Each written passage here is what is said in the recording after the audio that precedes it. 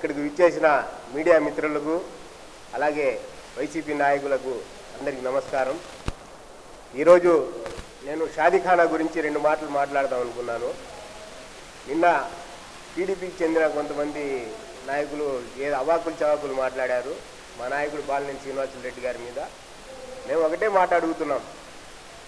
2019 మార్చి 6వ తారీఖున మీరు షాదీఖానా ఓపెన్ చేశారు.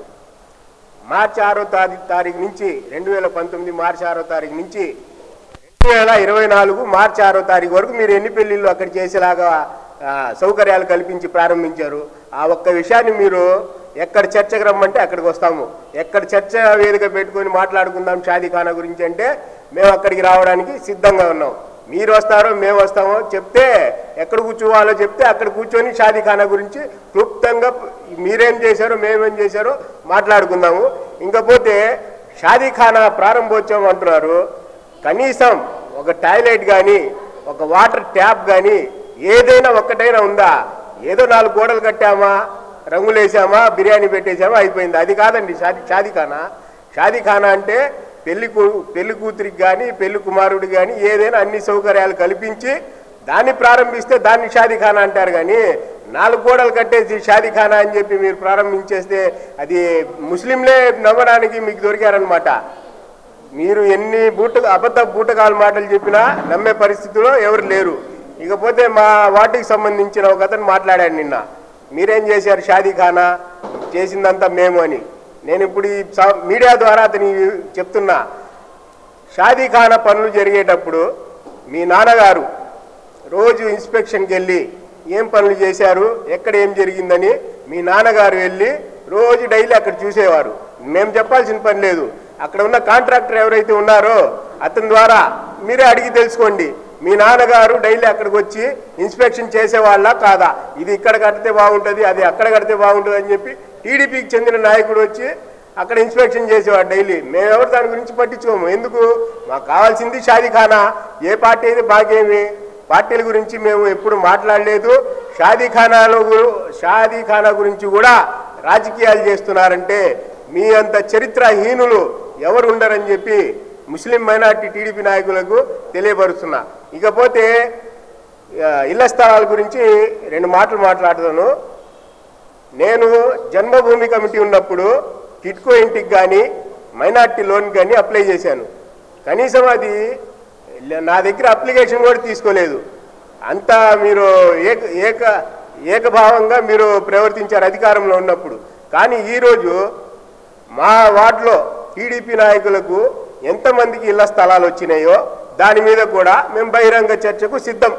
మీ హయాంలో వైసీపీ ముస్లింలకి ఎంత మాత్రం లబ్ధి చేకూర్చారో మా హయాంలో బాలినేని శ్రీనివాసరెడ్డి గారు ఎమ్మెల్యేగా ఉన్నప్పుడు ఎంత లబ్ధి చేకూర్చారో దాని మీద చర్చకు ఎక్కడైనా సిద్ధంగా ఉన్నాము. టైము డేట్ మీరు చెప్తే చర్చకు మేము రావడానికి సిద్ధం. టిట్కో ఇల్లు అంటున్నారు. పాపం ఈ రోజున 12,000 15,000 మంది దగ్గర డబ్బులు తీసుకున్నారు కదా. రోజు 10 మంది వస్తున్నారు నా దగ్గరికి. అయ్యా వాసన్న గారి దగ్గర సంతకం చేపిస్తే మా డబ్బులు మేము తీసుకుంటాము, మేము మునిగిపోయాము, జనార్దన్ గారిని నమ్ముకొని టిట్కో ఇల్లు ఏదో ఇస్తారని చెప్పి డబ్బులు కట్టాము, మా డబ్బులన్నీ బూడిదలో పోసినట్టుంది, ఏదో ఒక విధంగా వాసన్న గారికి చెప్పి మా డబ్బులు ఇప్పించాయంటే రోజు 10 మంది వస్తున్నారు. వాసన్న దగ్గరికి తీసుకెళ్తున్నాను. నేను ఈ సందర్భంగా నేను తెలియజేస్తున్నాను, మీరు మైనార్టీ గురించి ఎక్కడ చర్చకు రమ్మన్నా సరే మా మైనార్టీ నాయకులు కానీ మా పార్టీ నాయకులు కానీ ఎవరైనా సరే చర్చకు సిద్ధంగా ఉన్నాము. టైము డేటు ప్లేస్ మీరు చెప్తే మేము చర్చకు రావడానికి ఎనీ టైం సిద్ధంగా ఉన్నాము. టైం మీరు చెప్పి మీడియా ద్వారా తెలియపరచాలని తెలుగుదేశం పార్టీ మైనార్టీ సోదరులకు తెలియపరుస్తున్నా.